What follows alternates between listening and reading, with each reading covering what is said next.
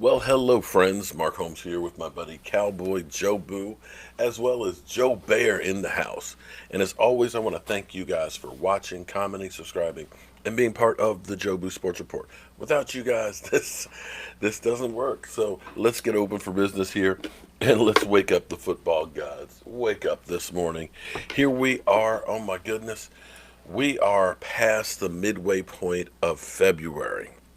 In fact, next Tuesday, the combine starts. Hard to believe that the season just ended 2 weeks ago, but yet we got the combine next week.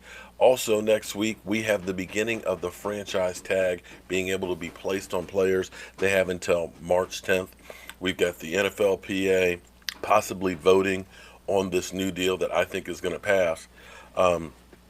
On Thursday, which will change the structure of the NFL as we know it now. Players will get more money. Marijuana testing will be lessened. Players, the fifth-year option will actually be paid a franchise tag price.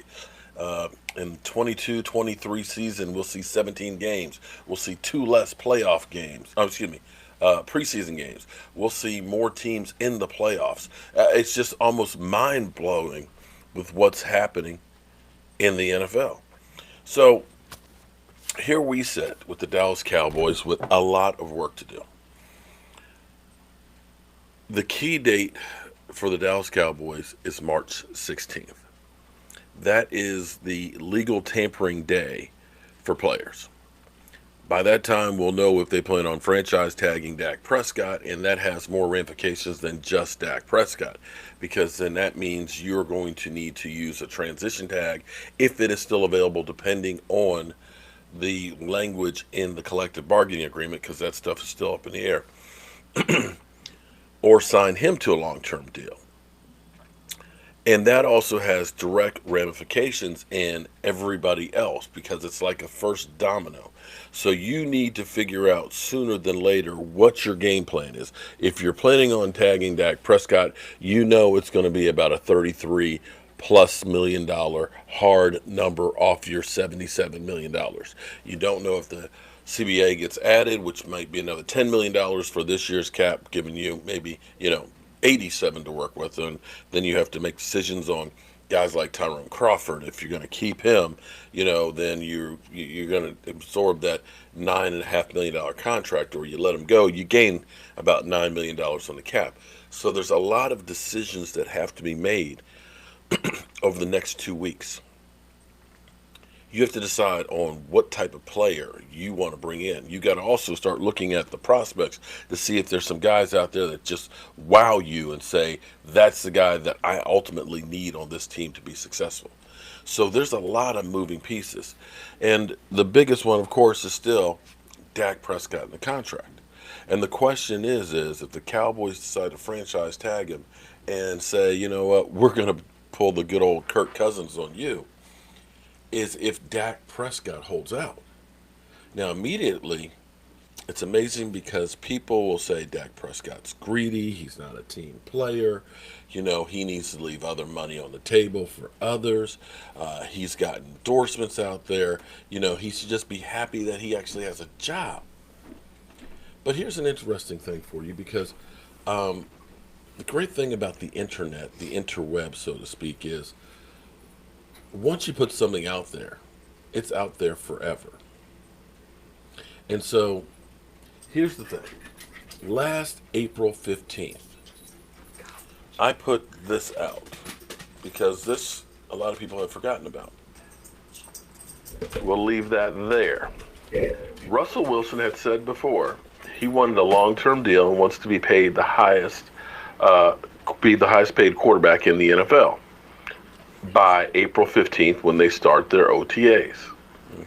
Russell Wilson has now said, if a long-term deal is not in place by tonight, by the end of today, as in by 11:59, he will no longer discuss a long-term deal with the Seattle Seahawks. And basically, the only way they'll keep him is franchise tag him the following 2 years. So he's using the Kirk Cousins strategy of possibly deciding where he wants to go, or should I say, where they want to go. It's going to get interesting. It's And definitely going to get interesting. I guess in a way, this gives the Dallas Cowboys a little bit more time on Dak Prescott, because what always happens with quarterbacks is quarterback compensation does not go down. It just kind of goes up. And Russell Wilson will, if they get a deal done before midnight tonight, will reset the market, where right now you're seeing that group of 25 to 33 million dollars. It'll probably reset it to somewhere between, say, 30 to 35, in that range. So for the Cowboys and us, it behooves us if he doesn't reset the market just yet, and they can get Dak Prescott where it is currently. And forget about, oh my God, you're going to pay him $30 million or $29 million. It's too much. Understand, you're looking at it today's dollars. That $29 million right now doesn't look like so much in, say, 3 or 4 years. I'm Mark Holmes, and I'm kicking back. Kind of interesting, doesn't it? So, here's the thing. I see my wife got some keto bread and made like a sandwich here. Damn, that is good, baby. So,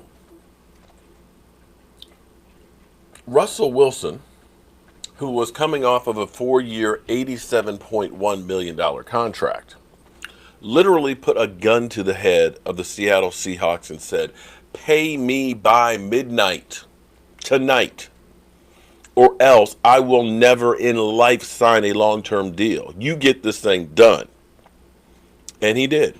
And it was funny because the numbers I said out there, didn't I say, let's say the market, I said the market was like 25 to 35. Isn't that what I mean? 25 to 33, right? And I said, he's going to reset the market at 35. And damn if it didn't come in at exactly 35. Okay. And so, this is what I said last year. I said you could have got him for 29. And everybody's saying, oh, he can't hold out. Well, why not? Russell Wilson, who had been a team player, did everything you're supposed to do. He put them on blast and said, hey, pay me. Because I keep hearing so many people, well, if the Dallas Cowboys really believed in him, they would have already signed him to a long-term deal. I believe Russell Wilson. Are you saying that Seattle didn't believe in Russell Wilson? Because Russell Wilson had to give them an ultimatum to get paid by them. Russell Wilson, who went to 2 Super Bowls. So, by some of y'all's logic, it would be that, well, they didn't believe in Russell Wilson. But apparently, once they got put on blast, and April 15th being the date that we need you here to start working out with the rest of the team, they did something. So now, you're Dak Prescott. You haven't missed a game in 4 years. You outplayed your contract 10 times, tenfold. You have been not only playing well on the field, you've been a leader. You have towed the company line. You've been the face of the franchise.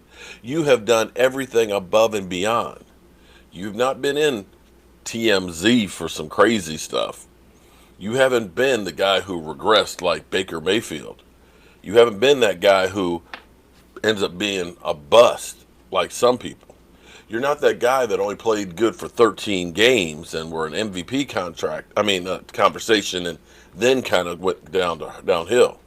You're not the guy that ended up being hurt. You've been the nice guy. But as they say sometimes, nice guys finish last. And at some point, you take enough and you say, you know what? This is as far as I'm going to go. I don't know what's going to happen with this one. I still think that one of the things that's being waited on intentionally by the owners and the agents right now is everybody is looking at the CBA. I think everybody's waiting till that CBA is done before they make deals, which I believe that, in my heart, and I could be completely wrong. In my heart, I believe that The owners are saying, listen, don't make these deals. I'm not saying it's collusion, but I'm saying it's collusion.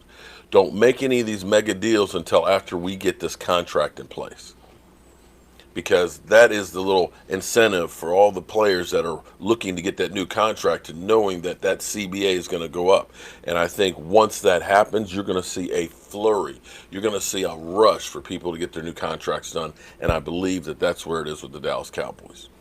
But if that doesn't happen, and Dak Prescott does get franchise tag, maybe he should be like Russell Wilson and just kind of say, hey, I ain't showing up until you pay me. I'm Mark Holmes, and I hope you guys have a great day. We'll be here tonight, 9 o'clock Eastern, as we always are on Monday and Friday nights, talking about what else? The Dallas Cowboys. I will see you guys soon.